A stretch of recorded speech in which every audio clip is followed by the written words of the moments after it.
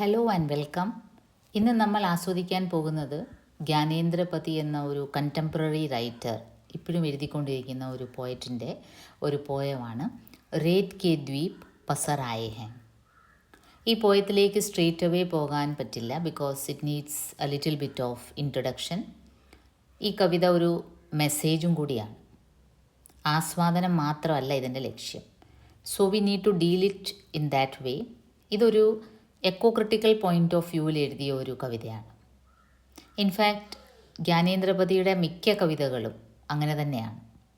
He is very much concerned about environment. Eco criticism എന്ന് പറയുമ്പോൾ എക്കോളജിയും ലിറ്ററേച്ചറും ഇൻ്റർമിങ്കിൾ ചെയ്തിരിക്കുന്ന ഒരു കാര്യമാണ്. നമ്മളിവിടെ മനസ്സിലാക്കേണ്ടത്, കാലാകാലങ്ങളായി പ്രകൃതിയുടെ വിവിധ ഭാവങ്ങൾ കവിതകളിൽ വർണ്ണിച്ചിട്ടുണ്ട് കവികൾ.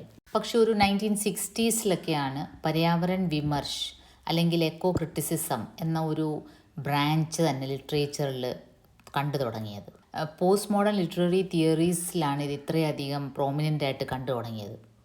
നമ്മൾക്കറിയാം, മോഡേണൈസേഷൻ്റെ ഒരു കാലഘട്ടത്തിൽ മനുഷ്യന് പ്രോഗ്രസ് എന്ന ഒരു ഒറ്റ ലക്ഷ്യം മാത്രമേ ഉണ്ടായിരുന്നുള്ളൂ. ആ ഒരു ലക്ഷ്യം നിറവേറ്റാൻ പ്രകൃതിയെ ആവോളം മനുഷ്യൻ ചൂഷണം ചെയ്യുകയുണ്ടായി.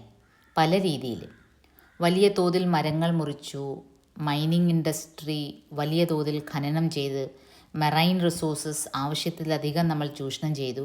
അങ്ങനെ നോക്കുകയാണെങ്കിൽ ഒരുപാട് രീതിയിൽ മനുഷ്യൻ പ്രകൃതിയെ ദ്രോഹിച്ചിട്ടുണ്ട്. വൈകിയാണെങ്കിലും മനുഷ്യന് ഈ ഒരു സത്യം മനസ്സിലായി. പ്രകൃതിയെ വല്ലാതെ ചൂഷണം ചെയ്താൽ അവൻ്റെ നിലനിൽപ്പ് തന്നെ അപകടത്തിലാകുമെന്നത്. ആ ഒരു തിരിച്ചറിവാണ് എക്കോ ക്രിട്ടിക്കൽ പോയിൻ്റ് ഓഫ് വ്യൂവിൽ എഴുതാൻ കവികളെ പ്രേരിപ്പിച്ചത്. ലൈക്ക് ദിസ് വൺ, റേത് കെ ദ്വീപ് പസർ ആയേ ഹൈ. रेत के द्वीप पसर आए हैं गंगा के बीच तक, कि जिनकी रेत पर जल जीवों के गुजरने के चिन्ह नहीं, उनके गुजर जाने का मनहूस सन्नाटा बिछा है. അപ്പം നോക്കിയേ, ഇവിടെ ഗംഗാ നദിയുടെ ഒരു ശോചനീയ അവസ്ഥ. നദി എപ്പോഴും സാർത്ഥകമാവുന്ന എപ്പോഴാണ്? നദി മീനിങ് ഫുൾ ആവുന്നത് എപ്പോഴാണ്? അതിലൂടെ വെള്ളം ഒഴുകുമ്പോഴാണ്. വെള്ളം ഒഴുകുന്ന ഒരു റിസോഴ്സിനെയാണ് നമ്മൾ നദി എന്ന് പറയുന്നത്. പക്ഷേ ഇവിടെ റേത് കെ ദ്വീപ് പസറായേ ഹൈ, നദിയിൽ വെള്ളത്തിൻ്റെ അംശം വളരെയധികം കുറയുകയും പകരം കുറേ മൺതിട്ടകൾ രൂപപ്പെട്ടു വരുന്നു. ആ ഒരു ഭയാനകമായ കാഴ്ച. വെള്ളം ഒഴുകേണ്ടടുത്ത് ഐലൻഡ്സ് ഫോം ചെയ്യുന്നു. ദ്വീപ് എന്തുവാണ്? ഐലൻഡ്. ഇങ്ങനത്തെ മൺതിട്ടകൾ ഇങ്ങനെ പൊങ്ങി വരുന്നത് വെച്ചാൽ അതെന്തിൻ്റെ ലക്ഷണമാണ്? വെള്ളമില്ല, വെള്ളം അങ്ങ് ലെവലങ്ങ് വളരെ താന്നുപോയി. റേത് കെ ദ്വീപ് പസറായേ ഹൈ. പസർണെന്ന് വെച്ചാൽ ഇങ്ങനെ പരന്ന് കിടക്കുക. പല വെള്ളം ഒഴുകേണ്ട നദിയുടെ തിട്ടയിൽ ഇങ്ങനെ മണൽക്കൂനകൾ ഇങ്ങനെ പരന്ന് കിടക്കുന്ന കാഴ്ചയാണ് കവി കാണുന്നത്. कि जिनकी रेत पर जल जीवों के गुजरने के चिन्ह नहीं. ജൽ ജീവ്, വെള്ളത്തിൽ വളരുന്ന, വെള്ളം ഒരു ഹാബിറ്റാറ്റായിട്ട് വെള്ളത്തിൽ സ്വമേധയാ വളർന്നു വരുന്ന പല ജീവജന്തുക്കളുണ്ട്. മൈക്രോ ഓർഗാനിസംസ് ഉണ്ട്, മത്സ്യങ്ങളുണ്ട്, ഒരുപാട് ജീവജാലങ്ങളുണ്ട്. അവർ ഉൻകെ ഗുസർനേക്ക് ചിഹ്ന കഹി നഹി ദിഖ് രഹേ ഹൈ. ആ മൺതിട്ടയിലാണെങ്കിലോ ജീവജാലങ്ങൾ പോകുന്ന ഒരു ലക്ഷണവും കാണുന്നില്ല. ജൽ ജീവോं के गुजरने के चिन्ह नहीं, उनके गुजर जाने का मनहूस सन्नाटा बिछा है. അവരങ്ങ് കടന്നു പോയതിന് ശേഷമുള്ള ഗുസർജാന, അവരുടെ ആ ഒരു പോക്കങ്ങ് പോയതുപോലാണ്. പിന്നീട് പലതരത്തിലുള്ള ജൈവ വൈവിധ്യം ആ വെള്ളത്തിൽ കാണേണ്ടതാണ്. അഥവാ ഒരു മണൽത്തിട്ട രൂപം കൊണ്ടാൽ തന്നെയും അതിൽ ആമയാണെങ്കിലും ഞണ്ടാണെങ്കിലും ഇങ്ങനെ മണ്ണിലൂടെ വരുന്ന ഒച്ചുകൾ, അങ്ങനെ പല സാധനങ്ങളുണ്ട്. നമുക്കറിയാൻ വയ്യാത്ത ഒരുപാട് മൈക്രോ ഓർഗാനിസംസ് ഉണ്ട് വെള്ളത്തിൻ്റെ അകത്ത്. അവരുടെ ഒരു ലക്ഷണവും കാണാനില്ല. എന്ന് മാത്രമല്ല, ഇപ്പം എന്താണ് അവിടെ? ബിച്ചാഹെ. ബിച്ചാന്ന് വെച്ചാൽ ഇപ്പം അവിടെ നിരന്നിരിക്കുന്നത് എന്താണ്? മൻഹൂസ് സന്നാട്ട ബിച്ചാഹെ. സന്നാട്ട മീൻസ് ടോട്ടൽ സൈലൻസ്.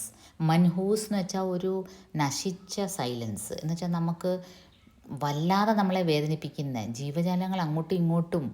വെള്ളത്തിൽ എപ്പോഴും നമ്മളായാലും ഇപ്പോൾ ഒരു ഫിഷ് ടാങ്കിൽ തന്നെ നമ്മൾ നോക്കി നിൽക്കുന്നതിൻ്റെ കാരണം എന്താണ്? വളരെ വൈബ്രൻ്റായിട്ട് മീൻ അങ്ങോട്ടും ഇങ്ങോട്ടും ഓടുന്നതാണ്. ലൈഫാണ് ആ വാട്ടറിൽ. ലൈഫിൻ്റെ ഫസ്റ്റ് ട്രേസ് വെള്ളത്തിലാണെന്ന് തന്നെയാണ് സയൻറ്റിഫിക്കായിട്ട് പ്രൂവ് ചെയ്തപ്പെട്ടിരിക്കുന്നത്. പക്ഷേ ഇപ്പം നോക്കിയേ, ये रेत के द्वीप पसर आए हैं, ഗംഗാ കെ ബീച്ച് തക് പസറായേ ഹെ. മണ്ണിൻ്റെ മണൽത്തിട്ടകൾ ഗംഗയുടെ അങ്ങ് ആ മിഡിൽ ഏരിയ എന്ന് വെച്ചാൽ ഏറ്റവും കൂടുതൽ വെള്ളം വരേണ്ട സ്ഥലത്ത് പോലും, സൈഡ്സിലല്ല, നടുവത്ത് തന്നെ ഈ മണൽത്തിട്ടകൾ ഫോം ആയിരിക്കുകയാണ്. कि जिनकी रेत पर जल जीवों के गुजरने के चिन्ह नहीं, उनके गुजर जाने का मनहूस सन्नाटा बिछा है. അവിടെ ജീവജാലങ്ങളുടെ ഒരു അനക്കവും കാണുന്നില്ല. ഉൻകെ ഗുസർനേക്ക് കോയി ചിഹ്ന നഹി, ഒരു ലക്ഷണവും കാണുന്നില്ല. അവിടെ ജീവജാലങ്ങൾ ഉണ്ടായിരുന്നെന്ന് പോലും മനസ്സിലാവുന്നില്ല. കാരണം ആരും ഒരനക്കവും കാണുന്നില്ല ആ മൺതിട്ടയിൽ. പകരം എന്താണ് കാണുന്നത്? കവി കാണുന്നത് ഉൻകെ ഗുസർ ജാനേക്ക മൻഹൂസ് സന്നാട്ട ബിഛാ ഹെ. അവർ പോയി കഴിഞ്ഞു, ഇനി ഒരിക്കലും മടങ്ങി വരാത്ത രീതിയിൽ പോയി കഴിയുമ്പോൾ ഉള്ള ഒരു, നമ്മുടെ വീട്ടിൽ നിന്ന് നമ്മൾ ഒറ്റപ്പെട്ടു പോകുമ്പം, നമ്മുടെ ഫാമിലി മെമ്പേഴ്സ് എല്ലാം പോയി നമ്മൾ ഒറ്റയ്ക്ക് ഇങ്ങനെ വീട്ടിലോ ഹോസ്റ്റലിലോ ഇങ്ങനെ നമ്മൾ വല്ലാതെ ഇരിക്കുന്ന ഒരു സന്നാട്ടം ഉണ്ടല്ലോ, ഒരു നമ്മളെ പേടിപ്പിക്കുന്ന ഒരു സൈലൻസ്, അതാണ് മൻഹൂസ് സന്നാട്ട. ഒരു ശുഭലക്ഷണമല്ല. ഇത്രയധികം നമ്മളെപ്പോഴും ആൾക്കാരുടെ ഇടയിൽ ഇരിക്കാൻ ഇഷ്ടപ്പെടുന്ന, പക്ഷേ ഈ മൺതിട്ടയിൽ ഒരു ജീവൻ്റെ അംശം പോലും കാണാനില്ല. अब नहीं मिलते रेत में शंखों सीपियों घोंघों के काय कवच. അതുപോലെ നമ്മളെപ്പോഴും കാണാം, നമ്മൾ കടപ്പുറത്ത് കടൽ തീരത്തൊക്കെ പോയാലും റിവർ സൈഡ്സിലൊക്കെ പോയാലും ശംഖുകൾ കാണും. ശംഖുകളൊക്കെ എന്താണ്? ഓരോ ജീവജാലങ്ങളുടെ, മൊളസ്കസ് വെറൈറ്റിയിൽപ്പെട്ട ഓരോ ജീവജാലങ്ങളുടെ കായക്കവച്ചാണ്, അതിൻ്റെ ഷെൽസാണ്. അത് എന്തിൻ്റെ അടയാളമാണ്? അവിടെ ജീവജാലങ്ങൾ ഉണ്ടായിരുന്നു, അതിൻ്റെ ഷെല്ലാണ് ആ കാണുന്നത്. അതുപോലെ സീപ്പി എന്ന് പറയുമ്പോൾ ചിപ്പികൾ, മുത്തുകളൊക്കെ ഫോം ചെയ്യുന്ന, ഓയിസ്റ്ററിലെ പേൾസ് ഫോം ചെയ്യുന്ന അത്. പിന്നെ ഗോങ്കോ എന്ന് പറയുമ്പോൾ സ്നെയിൽസ്, ഈ ഒച്ചുകളുടെ ഈ കാണുന്നത്. അപ്പോൾ ഇതിൻ്റെ എല്ലാം കായക്കവച്ച് അതുപോലും അവിടെ കാണാനില്ല, അതിൻ്റെ ഷെൽസ് പോലും കാണാനില്ല. സാധാരണ അവിടെ പോകുമ്പം എല്ലാവർക്കും കൗതുകത്തോടെ നമ്മൾ സൂക്ഷിക്കാൻ വേണ്ടി നമ്മളൊരു റിവർ സൈഡിൽ പോയാൽ നമ്മൾ ഇതൊക്കെയാണ് കൗതുകത്തിന് നമ്മൾ കൊണ്ടുവരുന്നത്. ഇപ്പം അത് ശംഖില്ല, സീപ്പി ഇല്ല, ഗോങ്കോ ഇല്ല. വേ ജൈവിക് കലാകൃതിയാ അദ്ഭുത് അഭിരാം എന്ന് വെച്ചാൽ മോഹക്, നമ്മളെ അത്ഭുതകരമായി മോഹിപ്പിക്കുന്ന ആ കലാകൃതി, ആ ഈശ്വരൻ്റെ കലാസൃഷ്ടി. കാരണം ഓരോ സാധനവും, ഇപ്പോൾ ഒരു ചെറിയ അട്ട ഇഴഞ്ഞു പോയാൽ പോലും അതിൻ്റെ ഒരു പെർഫെക്റ്റ്നെസ് കാണുമ്പോൾ നമ്മളതൊരു കലാകൃതിയാണ്, അതൊരു അദ്ഭുതമാണ്. നമ്മളെക്കൊണ്ട് പറ്റില്ല ഒരു ചെറിയ ഇഴജന്തുവെപ്പോലും അത്രയും പെർഫെക്ഷനോടെ ക്രിയേറ്റ് ചെയ്യാൻ. അപ്പോൾ ആ ജൈവിക്, ആ ബയോളജിക്കൽ കലാകൃതിയാ, ആ മനോഹരമായ കലാകൃതിയാ ഒന്നും ഇപ്പം കാണാനില്ല. വേ അദ്ഭുത് അഭിരാം ഥേ, അത്ഭുതകരമായ ഒരു മോഹക് കാഴ്ചയായിരുന്നത്. അഭിരാം എന്ന് വെച്ചാൽ വളരെ മനോഹരമായ, മനസ്സിനെ രമിപ്പിക്കുന്ന ഒരു കാഴ്ചയായിരുന്നു. അപ്പോൾ ഈ ഫസ്റ്റ് പദ്യാംശത്തിൽ കവി വളരെ വിഷമിച്ച് ഗംഗയുടെ ഒരു അവസ്ഥയെപ്പറ്റി ഹൈലൈറ്റ് ചെയ്തിട്ട് പറയാണ്, रेत के द्वीप पसर आए हैं गंगा के बीच तक, कि जिनकी रेत पर जल जीवों के गुजरने के चिन्ह नहीं, उनके गुजर जाने का मनहूस सन्नाटा बिछा है.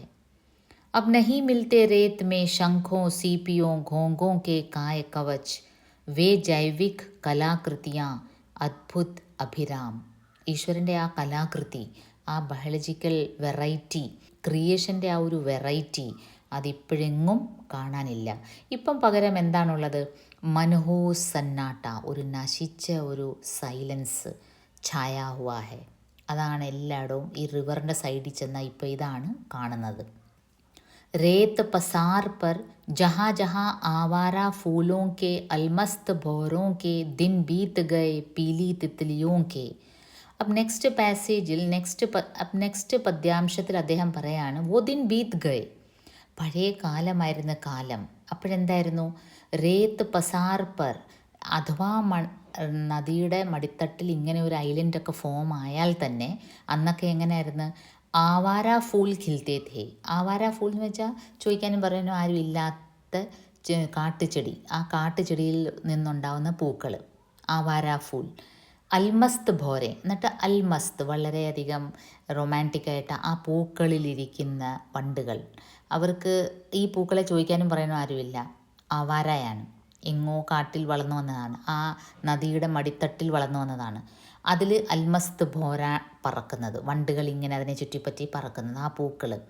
ദിൻ ബീത്ത് ഗയ് പീലി തിത്ലിയോങ്കെ, അതുപോലെ മഞ്ഞ മഞ്ഞ ബട്ടർഫ്ലൈസ്, അതെല്ലാം ഈ പൂക്കളിനെ ആകർഷിച്ച്. അപ്പോൾ ആ ഒരു നദിയുടെ സൈഡിലിരുന്ന്, അഥവാ നദിയിലൊരു മൺതിട്ട എങ്ങാണം വല്ലപ്പോഴും ഫോം ചെയ്താൽ അവിടെ കാണുന്ന കാഴ്ച, ആ മൺതിട്ടയിൽ ആവാര ഫൂൽ ഖിൽത്തെ ഥേ, സ്വയം കിളിച്ചു വരുന്ന ചില കാട്ടുചെടികൾ, വെള്ളച്ചെടികൾ, അതെല്ലാം ഇങ്ങനെ കിളിച്ചു വരും. അതിൻ്റെ പൂക്കളിൽ ആകർഷിതരായി കുറേ ബട്ടർഫ്ലൈസും കുറേ വണ്ടുകളും. അതൊരു കാഴ്ചയായിരുന്നു. മച്ഛലിയോं के पीछे पीछे अपनी प्रसिद्ध सुस्त चाल से कितना तेज चलते गुजर गए कछुए. പണ്ടെന്തൊക്കെ കാണുമായിരുന്നു? और फिर मैं क्या क्या देखता था. പണ്ട് എന്തൊക്കെ എനിക്ക് കാഴ്ചകൾ കാണുമായിരുന്നു. നദിയുടെ സൈഡിൽ വന്നിരുന്നാൽ മീനുകൾ ഇങ്ങനെ ഓടി ഓടി സ്പീഡിൽ പോകുന്നു. പുറകിൽ പ്രസിദ്ധ സുസ്ത് ചാൽ സേ ചൽത്താ ഹുവ കച്ചുവ, വളരെ സാമട്ടിൽ വരുന്ന കച്ചുവ. കച്ചുവ മീൻസ് ടോട്ടോയ്സ്, ആമ. അത് വളരെ സ്ലോയിലാണ് വരുന്നത്. ഇപ്പം അങ്ങനെ സ്ലോയിൽ വരുന്ന ആമയും കാണുന്നില്ല, മീനിനെയും കാണുന്നില്ല. ഗുസർ ഗയെ കച്ചുവേ, കച്ചുവയൊക്കെ എക്സ്റ്റിങ്ക്റ്റ് ആയ പോലാണ്. ഇപ്പോൾ ഒരു ആമയെ കാണണമെങ്കിൽ, ഒരു ടോട്ടോയ്സിനെ കാണണമെങ്കിൽ മഷിയിട്ടാൽ കണ്ടെത്തത്തില്ല. അതെല്ലാം ഗുസർ ഗയെ. शारदीय गंग आकाश में अंकने वाली गांगे डॉल्फिनों की भव्य उछालें कब की अस्त हुई. നമ്മുടെ ഗംഗ റിവർ ഡോൾഫിൻ വളരെ ഫേമസ് ആയിരുന്നു പണ്ട്. ഇപ്പം ഓൾമോസ്റ്റ് എക്സ്റ്റിങ്ക്റ്റിൻ്റെ വേർജിലാണ്.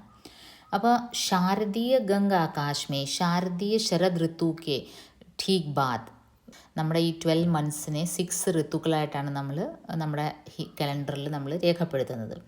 അതിൽ ആ സമയത്ത് ശാരദീയ ഗംഗ ആകാശ് മേ, ആ തെളിഞ്ഞു നിൽക്കുന്ന ആ മാനത്തിൽ, अंकने वाली गांगे डॉल्फिनों की भव्य उछालें कब की अस्त हुई. ആ ശാരദീയ ഗംഗ ആകാശ്, വളരെ തെളിഞ്ഞു നിൽക്കുന്ന മാനത്തിലേക്ക് നോക്കി അങ്ങോട്ടേക്ക് കുതിക്കുന്ന പോലെ ചാടുന്ന ഗംഗാ റിവറിലെ ഡോൾഫിൻസ് ഇപ്പം കാണാനേ ഇല്ല. വോ കബ് കി അസ്ത് ഹുയി, അതെപ്പോഴേ അങ്ങ് അണഞ്ഞുപോയി. ഡോൾഫിനുകളുടെ ആ ചാട്ടം എന്നേ നിലച്ചു. ഇപ്പം വല്ലപ്പോഴും ആരെങ്കിലും ഒരു ഡോൾഫിനെ ട്രേസ് ചെയ്താൽ അത് വലിയ വാർത്തയാണ്. ഗംഗാ റിവറിൽ പണ്ട് റിവർ ഡോൾഫിൻസ് വളരെയധികം ഉണ്ടായിരുന്നു. ശാരദീയ ഗംഗ ആകാശ് മേ അങ്കനെ വാലി ഗാംഗെ ഡോൾഫിനോं की ഭവ്യ ഉഛാലെ കബ് കി അസ്ത് ഹുയി, എന്നേ അതില്ലാതായി. ഡോൾഫിൻസും ഇപ്പം ഇല്ലാതായി. അപ്പോൾ ചുരുക്കം പറഞ്ഞാൽ ഈ 2 പദ്യാംശത്തിൽ മത്സ്യങ്ങളുടെ അഭാവം, ആമ പോലത്തുള്ള ജീവജാലങ്ങളില്ല, ഡോൾഫിൻ ഇല്ല, വെള്ളമേ ഇല്ല. പിന്നെ ഇതെല്ലാം എങ്ങനെ ഇതിൽ ഉണ്ടാവും. അതുപോലെ ചിപ്പികളില്ല, ഒച്ചില്ല, ഒന്നുമില്ല. ഇങ്ങനത്തെ ഈ ജീവജാലങ്ങളുടെ ഒരു അംശവും ഇല്ല. കേവൽ എക് മൻഹൂസ് സന്നാട്ട ഛായാ ഹുവാ ഹെ और ना ही അൽമസ്ത് ഭോരെ ദിഖായി ദേത്തെ ഹെ. വളരെ മനോഹരമായി പൂക്കളിൽ പറന്ന് നടന്ന വണ്ടുകളെയും കാണാനില്ല, തിത്ലിയെയും കാണാനില്ല, ഒന്നും തന്നെ ഗംഗാ റിവറിൻ്റെ സൈഡിലിരിക്കുമ്പം ഇന്ന് കാണാനില്ല. और ഗംഗ കി ധാര, അതിനെ ഡിസ്ക്രൈബ് ചെയ്യുന്ന ഇങ്ങനെയാണ്: ഗംഗ കി ധാര ദുബ്ലി മറിയൽ പ്രദൂഷൺ വികൽ, വളരെ ദുബ്ലി മെലിഞ്ഞിട്ട്, മറിയൽ എന്ന് വെച്ചാൽ ഒരു ജീവനും ഇല്ലാത്ത, ഒരുമാതിരി ചത്ത പോലെ. പ്രദൂഷൺ വികൽ, പൊല്യൂട്ടഡ് ആണെങ്കിലോ വളരെയധികം പൊല്യൂട്ടഡ്. പേരിനാണെങ്കിലോ ഗംഗ ഏറ്റവും പവിത്രമായ നദി. ബനാറസിൽ ഒഴുകുന്ന ഗംഗയിൽ നമ്മൾ മുങ്ങി കുളിച്ചാൽ മോക്ഷം കിട്ടുമെന്നാണ് പറയുന്നത്. പക്ഷേ ആ ഗംഗ ഇന്ന് മനുഷ്യൻ വളരെയധികം ഈ കാണുന്ന കാഴ്ചയാണ്. ഈ ഗംഗ ക്ലീൻ ചെയ്യുന്ന Namami Ganga mission, clean mission Ganga project, അതുപോലെ ഒരുപാട് പ്രോജക്ട്സ് കൊണ്ടുവന്നെങ്കിലും അതിൻ്റെയൊക്കെ വിരുദ്ധമായി മനുഷ്യൻ പിന്നെയും ഉള്ള വേസ്റ്റ് എല്ലാം കൂടെ ഗംഗയിലേക്ക് ഡംപ് ചെയ്യാണ്. അപ്പോൾ എങ്ങനെയാണ് ആ വെള്ളത്തിന്, ആ ഒരു വാട്ടർ സോഴ്സിന് എങ്ങനെയാണ് ആ വാട്ടർ സോഴ്സ് ജീവിക്കുക? അതിനെ ഈ അവസ്ഥയിലാക്കിയിരിക്കുകയാണ്. ഗംഗ കി ധാര ദുബ്ലി മറിയൽ പ്രദൂഷൺ വികൽ, गोया पनबिजली के रूप में उसका सत्त निकाल लिया है बारहा बांध कर. ബാരഹ ബാന്ധന എന്ന് വെച്ചാൽ കൈ ബാർ, ബഹുത് ബാർ, അതൊരു പ്രയോഗമാണ് ഹിന്ദിയിൽ. ബാരഹ ബാന്ധന മീൻസ് റിപ്പീറ്റഡ്ലി യൂസ് ചെയ്യുക. ഈ ഒരു പൻബിജ്ലി കെ രൂപമേ ഹൈഡ്രോ ഇലക്ട്രിക് പവറിന് വേണ്ടി ഇതിൻ്റെ വെള്ളം വലിയ മാത്രയിൽ എടുത്തിട്ട് നിരന്തരം ബാർഹ ബാന്ത്കർ പല പ്രാവശ്യം ഇതിൻ്റെ വെള്ളത്തിനെ ഇങ്ങനെ വെള്ളം ഇലക്ട്രിസിറ്റിക്ക് വേണ്ടി ഊറ്റിയെടുക്കും. മറുവശത്ത് ഇച്ചിരി വെള്ളം ഉള്ളതിനെ എല്ലാം പൊള്യൂട്ടും ചെയ്യും. അപ്പോൾ എല്ലാ തരത്തിലും ഫാക്ടറി വേസ്റ്റും എല്ലാം ഇതിൻ്റെ അകത്ത് ഇട്ട് കഴിഞ്ഞ് ഗംഗേനെ ഈ അവസ്ഥയിലാക്കി. ഇപ്പം ഗംഗയുടെ ധാര എങ്ങനെയാണ്? ദുബിലിയാണ്, മെലിഞ്ഞിട്ടാണ്, മറിയലാണ്. ഒരു നദി ഒഴുകുന്ന ഒരു സൗന്ദര്യവും അതിലില്ല, വളരെ മെലിഞ്ഞിട്ടാണ്. പ്രദൂഷൺ വിക്കലാണ്, വളരെയധികം പൊല്യൂട്ടഡ് ആണ്. ഗോയ പൻബിജ്ലി കെ രൂപമേ, ഗോയ മീൻസ് അതൊരു യൂസേജ് ആണ്, എസാ ലഗ്താ ഹെ ജൈസെ, അങ്ങനെ അത് മീനിങ് ആണ്. ഗോയ പൻബിജ്ലി കെ രൂപമേ ഉസ്കാ സത്ത്, സത്ത് അതിൻ്റെ എസെൻസ്, മലയാളത്തിൽ പറയുന്ന സത്ത തന്നെ, അതിൻ്റെ എസെൻസ് അങ്ങ് എടുത്തു കളഞ്ഞു മനുഷ്യൻ. ആ വെള്ളത്തിൻ്റെ ആ ഒരു മെയിൻ സത്തുണ്ടല്ലോ അതങ്ങ് എടുത്തു കളഞ്ഞ്. എങ്ങനെ? ബാരാ ബാന്ത്കർ, പല പ്രാവശ്യം അതിനെ പൻബിജ്ലിയിൽ യൂസ് ചെയ്ത് ഹൈഡ്രോ ഇലക്ട്രിക് പവറിന് വേണ്ടി യൂസ് ചെയ്ത് ആ വെള്ളത്തിൻ്റെ സത്തിൽ ഇനി ഒന്നുമില്ല. അതിനെ അങ്ങ് മറിയലാക്കി. ഗംഗ അങ്ങ് മരിച്ച് പ്രദൂഷൺ വിക്കലായി, ദുബിലിയായി. और आज क्या दिखाई दे रहा है? गंगा के उर तक रेत भर आई है. ഗംഗ കെ ഉര് മീൻസ് ഹൃദയഭാഗം. ഇവിടെ ഉദ്ദേശിക്കുന്നത് റിവറിൻ്റെ ഹൃദയഭാഗം എന്ന് വെച്ചാൽ മിഡിൽ ഏരിയ, ഏറ്റവും കൂടുതൽ വെള്ളം ആഴത്തിൽ ഒഴുകേണ്ട സ്ഥലമാണ് ഗംഗയുടെ ഒരു ഭാഗം. അവിടെ റേത്ത് ഭറായി ഹെ, അവിടെ മണൽത്തിട്ട ഫോം ആയിരിക്കുകയാണ്. റേത്ത് ഹി റേത്ത്, എല്ലായിടവും മണൽത്തിട്ട. Or ഖുഷ് he builders, Ab ഇത്തനാ sub ഹോ ഗയാ ഹെ, ഇത്രയൊക്കെ സംഭവിച്ചു. നമ്മുടെ ഏറ്റവും പവിത്രമായ ഇന്ത്യയുടെ ലോങ്ങസ്റ്റ് റിവർ എന്നറിയപ്പെടുന്ന ഗംഗ, പ്യുവറസ്റ്റ് ഗംഗ, ഇതിന് ഇത്രയൊക്കെ സംഭവിച്ചു. ഇതിന് റിലീജിയസ് ആയിട്ട് ഒരുപാട് ഇമ്പോർട്ടൻസ് ഉള്ള ഗംഗ. ബനാറസ് എന്നൊക്കെ പറയുമ്പം ശിവൻ വസിക്കുന്ന സ്ഥലമാണ്. ബനാറസ് എന്നൊക്കെ പറയുമ്പം ഹിന്ദു ഫിലോസഫിയിൽ വളരെയധികം ഇമ്പോർട്ടൻസ് ഉള്ള ഒരു റിലീജിയസ് പിൽഗ്രിമേജ് പ്ലേസാണ്. അവിടെ ഒഴുകുന്ന ഗംഗയുടെ അവസ്ഥയാണ് ഈ പറഞ്ഞത്. മറിയൽ സി ദുബിലി ഹോ ഗയി ഹെ ഓർ ഉസ്കാ സത്ത് നിക്കാൽ ലിയാ ഗയാ ഹെ. ഇത്രയൊക്കെ സംഭവിച്ചിട്ട് ചിലർ വളരെ ഹാപ്പിയാണ്. അതാണ് കവി ഹൈലൈറ്റ് ചെയ്യാൻ ഉദ്ദേശിക്കുന്നത്. ബിൽഡേഴ്സ് ഓർ ബിൽഡിംഗ് മെറ്റീരിയൽ കെ വിക്രേത, ഈ ബിൽഡിങ്സ് ഒക്കെ ബിൽഡ് ചെയ്യുന്ന അവർക്ക് ഈ മണ്ണ് കാണുമ്പോൾ അത് പിന്നെ മാന്തിക്കൊണ്ട് പോകാമല്ലോ. അവർക്ക് വെള്ളം ഇല്ലെങ്കിലും കുഴപ്പമില്ല, അവർക്ക് ഈ മണ്ണ് വളരെ, അവരുടെ കണ്ണ് ഈ മണ്ണിലാണ്. ബിൽഡിംഗ് മെറ്റീരിയൽ കെ വിക്രേത, പ്രത്യേകിച്ച് ആറ്റിലെ ആ മണ്ണ്, ചരലെന്ന് പറയും. നമ്മളിപ്പോൾ ഒരുപാട് അവെയറാണ്. നമ്മൾ റിവേഴ്സിനെയൊക്കെ പ്രൊട്ടക്റ്റ് ചെയ്യാൻ വേണ്ടി ഈ അനധികൃതമായി മണലൂറ്റുന്നത് നമ്മൾ വളരെയധികം പ്രിവെൻറ്റ് ചെയ്യുന്നുണ്ട്.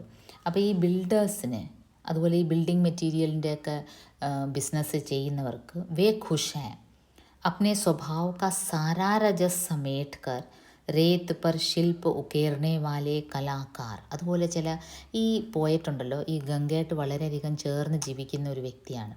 അപ്പോൾ അദ്ദേഹത്തിൻ്റെ ഇതിൽ ഈ പോയട്രിയുടെ ചില കൊളോക്കിയൽ വേർഡ്സും ചില കാര്യങ്ങളും മനസ്സിലാക്കാൻ വേണ്ടി അദ്ദേഹത്തെ വിളിക്കുകയുണ്ടായി ഞാൻ. ഇതിനു മുമ്പും അദ്ദേഹത്തിൻ്റെ 2 പോയിട്രീസ് ഞാൻ ചാനലിൽ അപ്ലോഡ് ചെയ്തിട്ടുണ്ട്, ബീജ് വ്യഥായും പ്യാസാക്കുവായും. അപ്പം പല നമുക്കറിയാമയ്യാത്ത ചില വാക്കുകളൊക്കെ വരുമ്പം അദ്ദേഹത്തെ വിളിക്കാറുണ്ട്. അപ്പോൾ അദ്ദേഹം വളരെ കൺസേൺഡാണ്.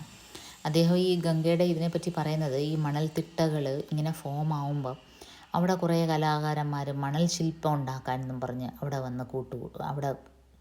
വന്ന് തമ്പടിക്കും. അതിനെപ്പറ്റി അദ്ദേഹം വളരെ നിശിതമായി വിമർശിക്കുന്ന കൂടിയാണ് ഈ കവിതയിൽ. വേ അപ്നാ സ്വഭാവ് കാ സാരാ രജസ് സമേറ്റ് കർ റേത്ത് പർ ശില്പ് ഉക്കേർണേ വാലേ കലാകാർ, അവരുടെ എല്ലാ കഴിവും പ്രകടിപ്പിക്കാൻ അവർക്ക് വേറെ എങ്ങും കിട്ടിയില്ലാത്ത പോലെ. കാരണം കവി പറയുന്നത് റിവർ എന്ന് പറയുമ്പം അത് സംരക്ഷിക്കപ്പെടേണ്ട ഒരു സംഭവമാണ്, അല്ലാതെ അവിടെ ഒരു ടൂറിസ്റ്റ് കേന്ദ്രമാക്കേണ്ട ഒരു സ്ഥലമല്ല.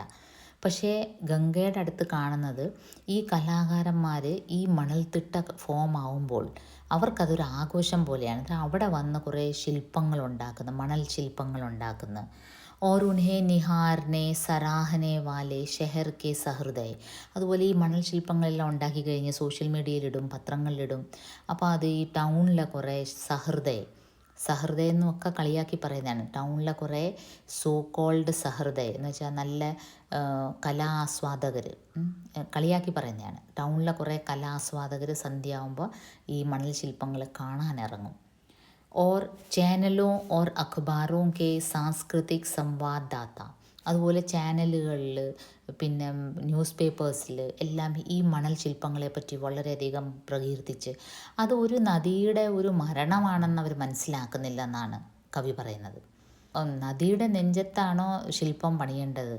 നദിയിൽ വെള്ളം ഒഴുകുന്ന ഒരു സ്ഥലമാണ്. നദിക്ക് ഉർമേ ജൽ കാ ബഹന, അതാണ് നദിയുടെ അസ്തിത്വം.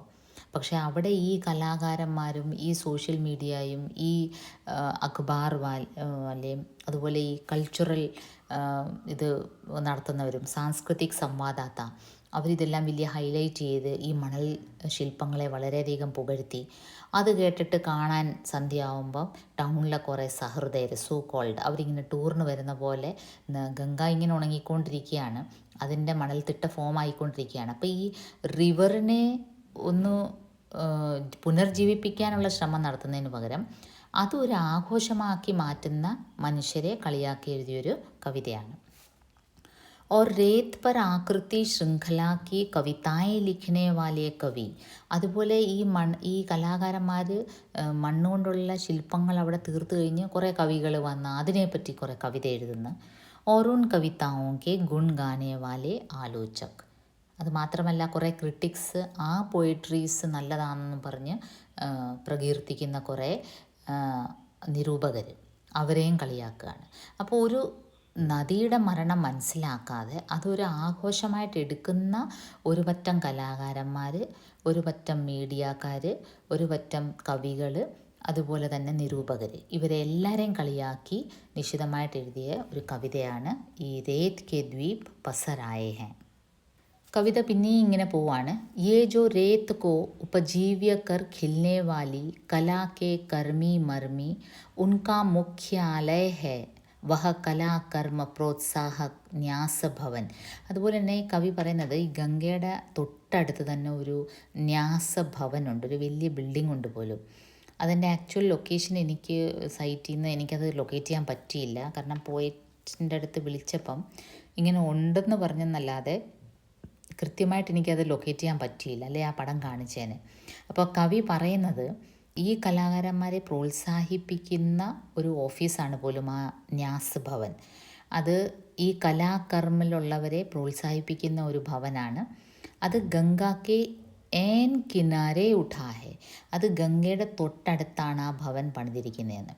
അപ്പോൾ കവി പറയുന്നത് ഒരു റിവറിൻ്റെ 200 മീറ്റർ മാറിയേ സ്ട്രക്ചേഴ്സ് പണിയാൻ പാടുള്ളൂ. ബിൽഡിംഗ് നമുക്കറിയാം, നമ്മൾ കടലിൻ്റെ അടുത്ത് താമസിക്കുന്നവർക്കാകുമ്പോൾ അറിയാം, കടലിൻ്റെ അടുത്ത് താമസിക്കുന്നവർക്ക് 500 മീറ്ററിന് ഇപ്പുറത്തെ ബിൽഡിങ്സ് പണിയാൻ പാടുള്ളൂ, അല്ലെങ്കിൽ അത് ദോഷമാണ്. ഒരു റിവർ വെള്ളപ്പൊക്കം വരുമ്പോൾ എത്രത്തോളം വെള്ളം അത് പുറത്തോട്ട് ചാടിക്കുന്നു, ആ ഒരു ഏരിയ വിട്ടിട്ട് വേണം നമ്മൾ കൺസ്ട്രക്ഷൻ നടത്താൻ. പക്ഷേ ഇവിടെ കവി പറയുന്നത് ഈ കലാകാരന്മാരെ പ്രോത്സാഹിപ്പിക്കുന്ന ഒരു ഓർഗനൈസേഷൻ്റെ ബിൽഡിംഗ് തന്നെ ഗംഗാക്കെ ഏൻ കിനാരെ ഉഠാഹെ. ഏൻ കിനാരെ എന്ന് വെച്ചാൽ അതിൻ്റെ തൊട്ടടുത്ത്. പ്രായഹ വിദേശി പൂഞ്ചിസെ ഉഠാഹെ, അതുപോലെ എല്ലാം ഫോറിൻ മണിയാണ് അതിൽ വന്ന്, കൾച്ചറൽ ഇൻറ്ററാക്ഷൻ എന്നും പറഞ്ഞ് ഫോറിൻ മണിയാണ് അവിടെ വന്ന് വീണത്. എന്നിട്ട് വലിയൊരു ബിൽഡിംഗ് ഉണ്ട്. ഭൂമണ്ഡലീകരൺ കി സുശോഭൻ സോഗാത്ത് ആബാദി വർജിത് ഗംഗ ബരാർ മേ സുഖാസീൻ. ആബാദി വർജിത് ഗംഗ ബരാർ. ഈ ഗംഗ ബരാർ എന്നുള്ള വേർഡിൻ്റെ മീനിങ്ങിനാണ് ഞാൻ അദ്ദേഹത്തിനെ മെയിനായിട്ട് വിളിച്ചത്. അപ്പം വളരെ ഇമ്പോർട്ടൻ്റ് ഒരു കാര്യം കൂടെയാണ് പിടികിട്ടിയത്. ഈ ഗംഗ ബരാർ എന്ന് പറയുമ്പം മഴക്കാലത്ത് വെള്ളം നദിയിൽ ആവശ്യത്തിലധികം ഒഴുകുമല്ലോ. മഴക്കാലം ആകുമ്പം ഗംഗ വെള്ളപ്പൊക്കമാവും. ആ സമയത്ത് ഈ ജഹാ തക്, ആ സമയത്ത് എവിടം വരെയാണോ ഈ ഗംഗയുടെ വെള്ളം പൊതുവെ കവിഞ്ഞൊഴുകുന്നത്, ഒരു റിവറിനൊരു ഇതുണ്ടല്ലോ, മാക്സിമം ഒരു വലിയ വെള്ളപ്പൊക്കം, അത് കാലാകാലങ്ങളിൽ നമ്മൾ ഓരോ വർഷത്തെ വെള്ളപ്പൊക്കം കാണുമ്പോൾ നമുക്ക് മനസ്സിലാവുന്നതാണ്. ആ ഒരു ഏരിയ വരെയാണ് അതിനെ ഗംഗ ബരാർ എന്നവർ ലോക്കൽ ലാംഗ്വേജിൽ പറയുന്നത്. ക്ലിയറായോ? ഗംഗ സാമാന്യമായിട്ട് ഒഴുകുന്ന പോലെയല്ല, വെള്ളപ്പൊക്കം വരുമ്പം അതിൻ്റെ വെള്ളം അമിതമായി വെളിയിലോട്ട് ചാടുകയും അതൊരു പർട്ടിക്കുലർ ഏരിയ വരെ വെള്ളപ്പൊക്കം സൃഷ്ടിക്കുകയും ചെയ്യുന്ന ആ ഒരു ലിമിറ്റേഷനെയാണ് ഗംഗ ബരാർ എന്ന് പറയുന്നത്. അപ്പോൾ ഇതെല്ലാം ഭൂമണ്ഡലീകരൺ കി സുശോഭൻ സൗഗാത്ത് എന്നാണ് പറയുന്നത്. ഭൂമണ്ഡലീകരൺ എന്ന് പറയുമ്പോൾ എന്താണ്? ഗ്ലോബലൈസേഷൻ്റെ ഓരോ ഗുണങ്ങളാണ് ഈ കാണുന്നത്. ഈ ഭവ്യഭവൻ, ഈ കൾച്ചറൽ ഇൻറ്ററാക്ഷന് വേണ്ടി ഗംഗയുടെ തൊട്ടടുത്ത് പണിതിരിക്കുന്ന ഈ ഭവൻ, ക്യോങ്കി യഹാ ആബാദി വർജിത് ഹെ. അവിടെ ഈ ഗംഗ ബരാർ ഏരിയയിൽ ഗംഗയുടെ വെള്ളം അവിടം വരെ എത്തുന്നത് കാരണം അവിടെ ആബാദി വർജിത്താണ്. അവിടെ പോപ്പുലേഷൻ ഇല്ല. കാരണം അവിടെ സാമാന്യ ആൾക്കാരെ ജീവിപ്പിക്കത്തില്ല. കാരണം അവിടെ വീട് പണിയാൻ പാടില്ല എന്ന് പറയും. പക്ഷേ ഈ ഗ്ലോബലൈസേഷനും ഈ വിദേശി പൂഞ്ചിയും ഈ ഫോറിൻ മണി കൊണ്ട് ഇത്രയും വലിയൊരു ന്യാസഭവൻ അവിടെ പണിതിരിക്കുന്നു. അപ്പോൾ ഇതിനൊപ്പം തന്നെ കവി വേറൊരു കാര്യവും പറഞ്ഞു. ഈ ഗംഗയുടെ അവിടെ എന്തോ മണൽത്തിട്ട ഇങ്ങനെ ഫോമായിട്ട് ഈയിടെ ഗവൺമെൻറ് 12 കോടി രൂപയ്ക്ക് ആ മണൽത്തിട്ടയിലൂടെ തന്നെ എന്തോ ഒരു നെഹർ പോലെ പ്രോജക്റ്റ് ഉണ്ടാക്കാൻ ശ്രമിച്ചു. എന്നിട്ട് കഴിഞ്ഞ വെള്ളപ്പൊക്കത്തിന് ആ 12 കോടിയും വെള്ളത്തിൽ പോയി.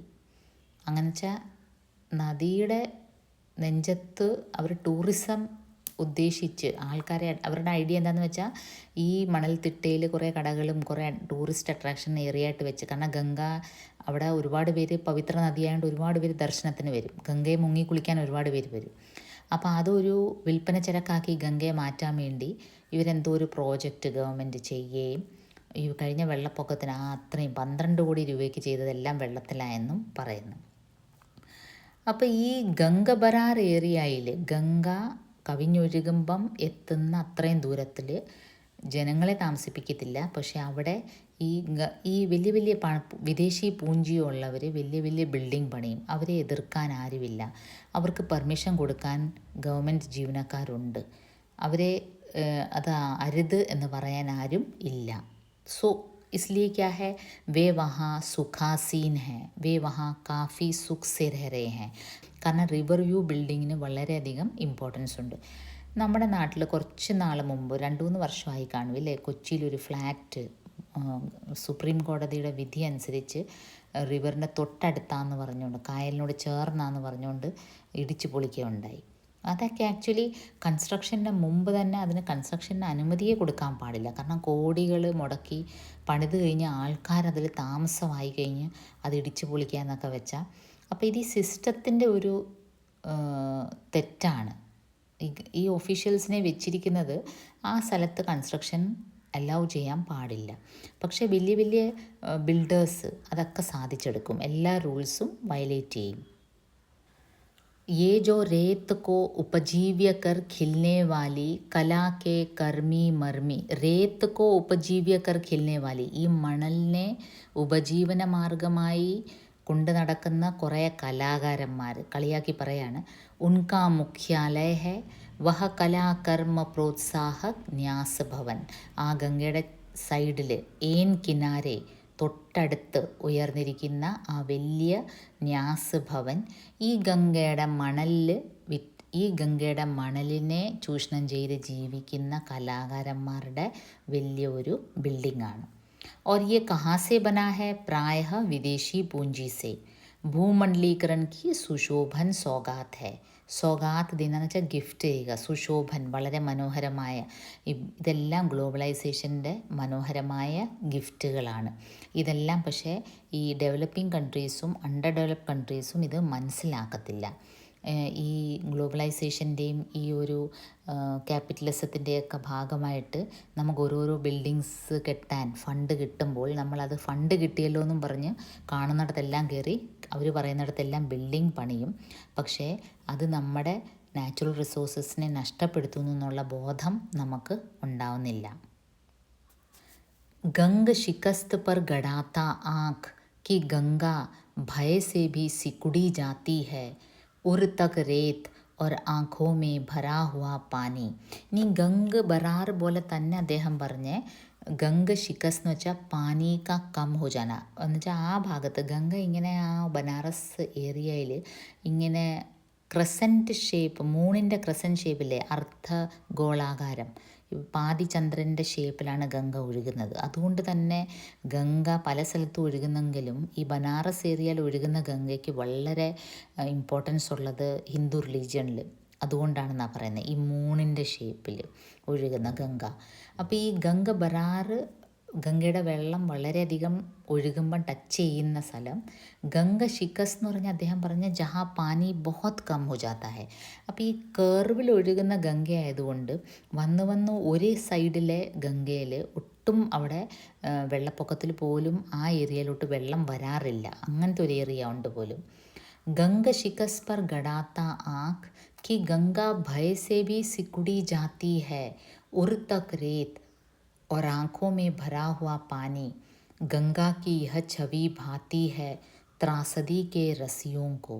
അങ്ങനെ ഈ ഗംഗ ശിഖസ്തുള്ള ഒട്ടുമേ വെള്ളം വരാത്ത ഗംഗയുടെ ഏരിയാസിനെ നോട്ടമിട്ട് വെച്ചിരിക്കുന്നതാണ് ഈ ദുഷ്ടർ. ത്രാസദി കെ രസിയോം, ഇവർക്കെല്ലാം ട്രാജഡീസ് കണ്ട് ആസ്വദിക്കുന്ന രസികന്മാരാണ് ഇവർ. ഇതൊരു ട്രാജഡിയാണ്, ഇതൊരു നദീയുടെ ട്രാജഡിയാണ്, നമ്മൾ മനസ്സിലാക്കുന്നില്ല. പക്ഷേ ആ മണൽത്തിട്ടകൾ ഒരുപാട് ഫോമായി അവിടെ വെള്ളമേ വരാത്തൊരു ഗംഗ ശിഖസ്തുണ്ടെങ്കിൽ അത് ആ ഗംഗാ നദിയുടെ ഒരു ട്രാജഡിയാണ്. गंगा की यह छवि भाती है त्रासदी के रसियों को. अभी तो खुश हैं कलाधर कि इधर ही निकल आया है रेत का एक द्वीप. ഇപ്പം കലാധർ, ഇപ്പം ഈ കലയെ കലയുടെ പേരിൽ എന്ന് വെച്ചാൽ ഈ മണൽ ശില്പങ്ങൾ ഉണ്ടാക്കുന്നു, അതിനെ കവികൾ വർണ്ണിക്കുന്നു. ഈ കലാകാരന്മാരെല്ലാം അബി തോ ഖുഷ് ഹേ, ഇപ്പം വളരെ ഹാപ്പിയാണ്. അവരൊക്കെ ആക്ച്വലി ഒരാളുടെ ട്രാജഡി കണ്ടിട്ട് രസിക്കുന്ന രസികന്മാരാണെന്നാണ് കവി പറയുന്നത്. ഇവരൊക്കെ ചെയ്യേണ്ടത് എന്താണ്? യഥാർത്ഥത്തിൽ ഈ കവിയുടെ ഉദ്ദേശം എന്താണ്? ഈ കവികളെല്ലാം ഈ ഗംഗയുടെ ശോചനീയ അവസ്ഥ, ഗംഗ ഇങ്ങനെ അല്ലായിരുന്നു, ഗംഗയ്ക്ക് ഇപ്പോൾ ഇത്രയും ക്ഷീണിച്ച അവസ്ഥ, ഇത്രയും പൊള്യൂട്ടഡ് ആയിട്ടുള്ള അവസ്ഥ എതിരെ എന്തെങ്കിലും ചെയ്യുന്നതിന് പകരം അവർ ആ മണലിനെ അതിനെ ഒരു കലാശില്പമാക്കി അത് ആസ്വദിച്ച് ജീവിക്കുന്ന ഒരു കൂട്ടർ കവികളും കലാകാരന്മാരും. അപ്പോൾ അതിൻ്റെ എതിരെയുള്ള ഒരു ആക്രോശമാണ് ജ്ഞാനേന്ദ്രപത്തി കാണിക്കുന്നത്. उधर की रेत तो होती भस्म सरी की महीन, इधर बालू होता है दानेदार दमगर, कि जिससे गढ़े जा सकते हैं रेत शिल्पों के अंग सजीव सरीखे, कि जो भी देखें देखता रह जाए ठगासा बेशक. അപ്പോൾ ഇവിടെ ഇതിനെപ്പറ്റി കവി പറഞ്ഞത് ഒരു ഞാൻ പറഞ്ഞില്ലേ ഇതിങ്ങനെ കേവിലൊഴുകുന്ന ഒരു സ്ഥലം. അപ്പോൾ അതിൻ്റെ ഒരു സ്ഥലത്ത് ഈ വെള്ളപ്പൊക്കം വരുമ്പം ഈ നദി ഈ മണ്ണ് നല്ല ഭസ്മം പോലുള്ള മഹീൻ മണ്ണ്, നല്ല സോഫ്റ്റ് മണ്ണ് കൊണ്ട് ഡെപ്പോസിറ്റ് ചെയ്യും. വെള്ളപ്പൊക്കം കഴിയുമ്പം വെള്ളം ഇറങ്ങുമ്പം ആ ഒരു ഗംഗയുടെ ഒരു സൈഡിൽ ഇങ്ങനത്തെ സോഫ്റ്റ് മണ്ണും ഇധർ ഒരു വശത്ത് ദാനേദാർ ദംഗർ മണ്ണുമാണെന്നാണ് പറയുന്നത്. ആ ദാനേദാർ ദംഗർ മണ്ണുകൊണ്ടാണ് ഈ ശില്പങ്ങൾ ഉണ്ടാക്കുന്നത്. അവർ സജീവമായ മൺശില്പങ്ങൾ ഉണ്ടാക്കുന്നത്. കി ജോ ഭി ദേഖേ ദേഖ്താ രഹ ജായേ ഠഗാസ ബേശക്, ആര് കണ്ടാലും കണ്ട് നിന്നു പോകുന്ന അത്ഭുത ശില്പങ്ങൾ ഉണ്ടാക്കുന്ന ബേശക് എന്ന് വെച്ചാൽ കോയി ഷക്ക് നെഹി ഹെ, ഒരു ഡൗട്ടുമില്ല അവരുണ്ടാക്കുന്ന മണൽ ശില്പങ്ങൾ ആരായാലും നോക്കി നിന്നു പോകും. കാരണം ആ മണ്ണിനൊരു പ്രത്യേകതയുണ്ട്, അത് ദാനേദാർ ദംഗറാണെന്നാണ് പറയുന്നത്. ഈ ശില്പങ്ങൾ ഉണ്ടാക്കാൻ പറ്റിയ മണ്ണാണ് ആ ഒരു സൈഡിൽ ഗംഗ ഡിപ്പോസിറ്റ് ചെയ്യുന്നത്. അപ്പോൾ അതങ്ങ് ഉത്സവമാക്കി മാറ്റിയിരിക്കുന്ന കുറേ കലാകാരന്മാർ. താക്കി വോ ജോബി ബനായെ ദേഖ്താ രഹ ജായേ ലോഗ്, കണ്ടു നിന്ന് പോകും ആൾക്കാർ. ഠഗാസ ദേഖ്താ രഹ ജായേ, ഠഗാസ ദേഖ്നെന്ന് വെച്ചാൽ അന്തം വിട്ട് കുന്തം പോയ പോലെ നോക്കി നിന്ന് പോവും. ബേശക്, ഒരു ഡൗട്ടുമില്ല. ഇപ്പോൾ ജ്ഞാനേന്ദ്രപതി കവിത നിർത്തുന്നത് ഇങ്ങനെയാണ്: നിങ്ങളുണ്ടാക്കുന്ന മണൽ ശില്പങ്ങൾ ബേശക് നല്ലതാണ്, ഒരു ഡൗട്ടുമില്ല. ദേഖ്നെ വാല ഠഗാസ രഹ ജായേഗ, ആര് നോക്കിയാലും ഞെട്ടിത്തെറിച്ച് നിന്ന് പോവും. പക്ഷെ നിങ്ങൾ മനസ്സിലാക്കേണ്ടത്, നിങ്ങൾ ജീവൻദായിനിയായ അമ്മയായ നദിയാണ് ഊറ്റി നിങ്ങൾ ഈ ശില്പങ്ങൾ ഉണ്ടാക്കുന്നത്. നിങ്ങൾ ശില്പങ്ങൾ ഉണ്ടാക്കുകയല്ല ചെയ്യേണ്ടത്, നദിയുടെ ഒഴുക്കിനെ പൂർവാധികം ശക്തിയോടെ ശരിയാക്കാൻ വേണ്ടിയുള്ള മാർഗങ്ങളാണ് നിങ്ങൾ ചെയ്യേണ്ടത്. അല്ലെങ്കിൽ നിങ്ങൾ കവികളായെങ്കിൽ നിങ്ങൾ അതിൻ്റെ എതിരെ ബോധവൽക്കരണ കവിതകൾ എഴുതി ജനങ്ങളെ ബോധവൽക്കരിക്കുകയാണ് ചെയ്യേണ്ടത്. അല്ലാതെ ഈ ഈ ക്യാപിറ്റലിസ്റ്റ് അല്ലെങ്കിൽ ഈ പൂഞ്ചിപ്പതികളുടെ കൂടി പൈസ മുടക്കി അതൊരു ടൂറിസം അട്രാക്ഷനുള്ള ഒരു വരുമാന മാർഗമാക്കി മാറ്റേണ്ട കാര്യമല്ല ഈ മണൽത്തിട്ടകൾ. ഇപ്പോൾ മനസ്സിലായോ? അപ്പോൾ അതാണ് ജ്ഞാനേന്ദ്ര പതിയുടെ കവിത, രേത് കെ ദ്വീപ് പസർ ആയേ ഹൈ.